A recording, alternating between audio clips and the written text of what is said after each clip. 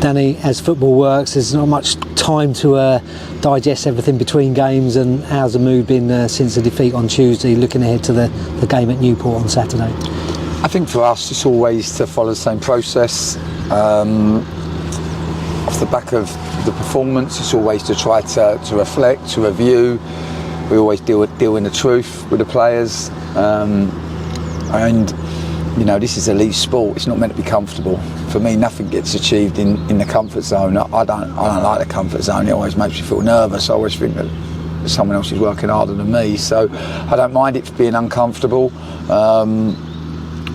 There were some good learnings that we've taken, and then quickly this morning off the back of our field coaching, it was to move forward, and we just showed the boys the last 15 league tables from League Two. Since 2010, just to show them what potentially we will need to do to get into the playoff positions, because I know nobody outside of Colchester United persuasion thinks it's possible for us, but we're not and maybe even some of our more pessimistic supporters maybe have given up on us, but we haven't given up on ourselves, and we're going to go right to the end. And you know, we just showed them that. I think in the last 15 years of, forget the COVID season, which obviously finished on 38 games, I think 68 to 75 points have been the number that you need to get into the playoffs. Never less than 68, never more than 75. Looking at the league table, I think it'd be closer to 75. We're on 49 points. If we could get 24 points, I think in our best 12 game sequence, we've taken 24 points. I think from the Chesterfield game early in the season through to Crawley, that 12 game period, we took 24 points. In the last 12 games, 12 teams that we've already played, I think we took 22 points from those 12 games. So we've done it before. We know that we're capable.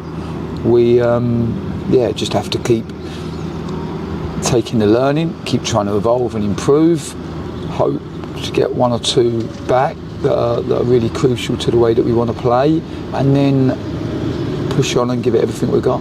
Yeah, and of course playing a side that had a good win on Tuesday, very different side, do you think, than we played earlier on in the season? Yeah, I think it's fair to say that they've evolved. Obviously the manager has been there a lot longer. He's worked really hard with them in trying to coach their group. I think they want to overload you centrally, have good rotations, fullbacks inverting, midfield three are always on the move and always vacating and appearing. I think you look at the top of the pitch and they're well structured, always high width, always the half spaces, number 9 occupying. So yeah, I think that they're a team that has naturally improved. I think they did well in the January window.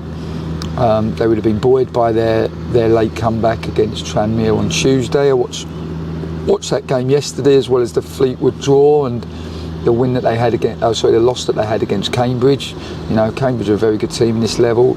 It took till 73 minutes for Cambridge to break them down, and then Cambridge scored in quick succession and ended up winning the game 2-0. So we've lived in League Two long enough to know that there's no easy games. The difference between the top of the league and the bottom of the league is very small, and we have to make sure that first and foremost we find our best levels, and that's the challenge to our group. Yeah, and obviously on Tuesday night we both agreed that there weren't too many positives, but Harry starting for the first time and Micah coming on as a sub, they must be good things for him. Of course, big players for us, really big players. That 12 game run that we speak about between the Chesterfield and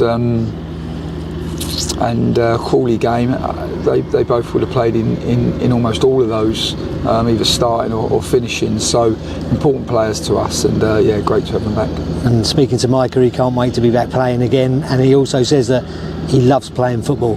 So that kind of attitude must be great for you. Yeah, I said to the group this morning that nothing in this world is ever achieved without enthusiasm.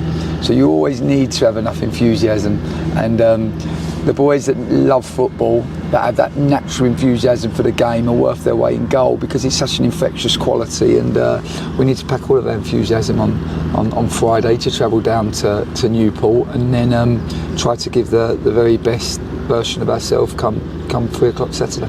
Yeah, and just finally, I wanted to ask your thoughts on the Championship deciding that next season it'll be 6 teams in the playoffs instead of 4. What were your thoughts on that? Yeah, well, I think it's been done in the National League, isn't it, in recent times, and I do quite like the idea of the league position, the final league position, having more of an influence over the playoffs. Because I do think if you finish second, I can remember being at Concord Rangers and finishing second, and we ended up getting beaten by a team that had finished 5th, and they were about 25 points behind us in the playoff final, and that stung a little bit. So I like the idea that if you finish second or third, you obviously get a bye through the quarter-final stage, and then you get a home tie in the semi-final stage. So I like the idea of that. And although again, you look at the National League last year, and I think the 2 clubs, York and Forest Green, who finished second and third and had to wait, they thought a bit undercooked by the time I think Southend and Oldham got to play them. So yeah, I'm always open-minded. I think we should always look for ways. I don't like messing around with the game too much, because I think it's the best game in the world and we don't need to. But I think we should always look for ways of making it more exciting and more entertaining for the supporters.